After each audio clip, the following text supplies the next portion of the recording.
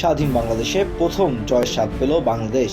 পাকিস্তানের বিপক্ষে প্রথম টেস্টে জয়ের স্বাদ পেল টিম টাইগার। পাকিস্তানের বিপক্ষে পাকিস্তানের মাটিতে 10 উইকেটে পাকিস্তানকেই হারালো বাংলাদেশ।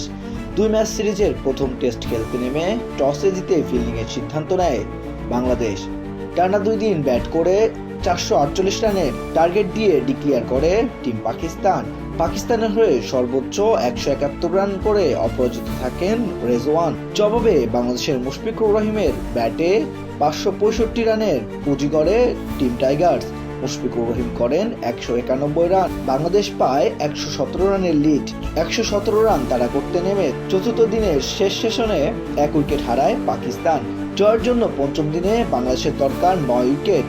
পাকিস্তানের দরকার বড় পার্টনারশিপ, কিন্তু কোনো পার্টনারশিপই করতে পারেনি পাকিস্তান।